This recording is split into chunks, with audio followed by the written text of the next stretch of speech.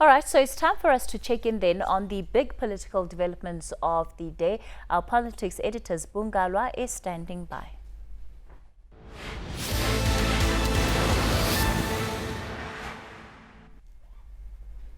Sbu, tomorrow is a big day, in particular for U.S. politics. Finally, the inauguration of Joe Biden is going to be taking place. It's a big day.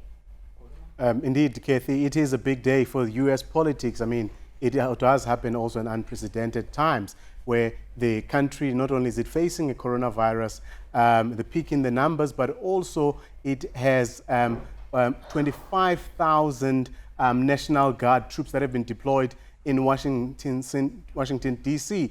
For the inauguration. This is kind of unprecedented. And as I said earlier, the reality is that it's kind of like a contradiction seeing this number of troops deployed, given the fact that there are no crowds that are expected there. But that talks to the security concerns that the security forces in the U.S. have around this inauguration. If you can look at those boards there, some of the numbers, interesting facts there, that previously no less than 200 tickets have been issued to the public to attend this event, but this time around there will not be an audience, but all that you will have is members of Congress, and the reason for that is the coronavirus. And I'm sure we'll see a large number of people watching on TV, but we do know that it was the Reagan inauguration in 1981 which attracted the highest number of viewers to the inauguration. Obama's one in 2008 came second. And we do know, obviously, that the president outgoing is not attending this inauguration. Obviously, that follows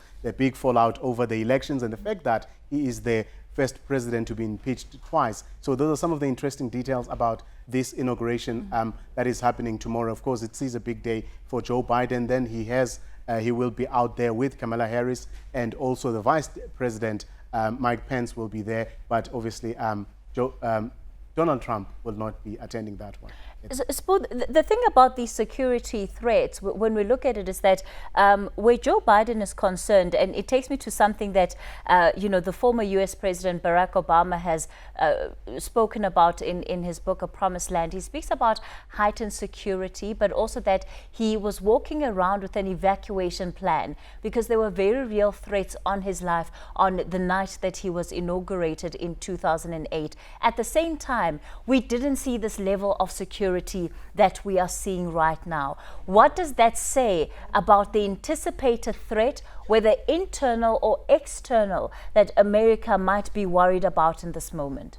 In fact, an interesting point there about Barack Obama, Kathy, is that he says that as he was being inaugurated, they had been told of a plan, some terrorist plot by some Somali terrorists, that as he was there, it was only him and a few members of his inner circle that were aware of that. I guess being in the presidency is no child's play. It is a dangerous sport after all. But when it comes to the Biden inauguration, we do know that the FBI has issued an alert to say that in all of the 50 states, they do expect that there will be threats.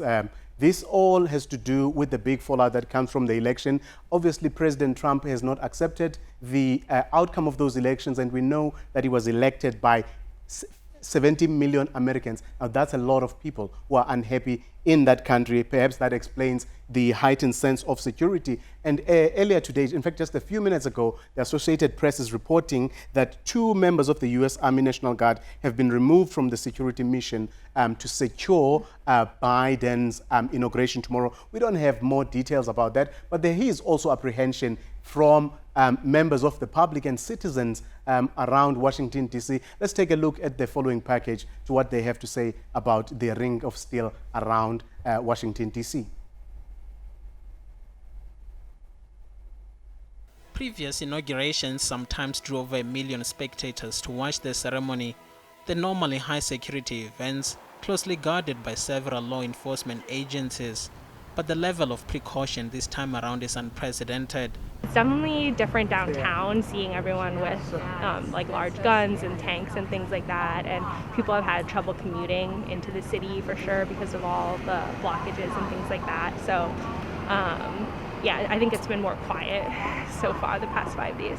The COVID-19 pandemic had already cancelled most of the usual celebrations, but for security reasons, officials have now gone a step further, closing the National Mall to the public due to threats of violence from groups who attacked the U.S. Capitol earlier this month.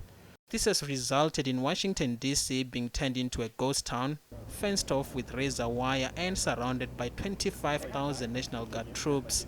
This means the public will not get to witness the traditional transition of power firsthand. I hope everything just goes smoothly and calmly with no hiccups. I hope nobody comes from either side because of COVID and everything else. So I hope it's just an easy and simple transition. Meanwhile, outgoing President Donald Trump is expected to snub the inauguration ceremony. He's scheduled to jet off from Washington before Biden is sworn in. This will make him the only president in modern history to not attend his successor's inauguration. For Newzroom Afrika, Channel 405, I am Tondani Takalani.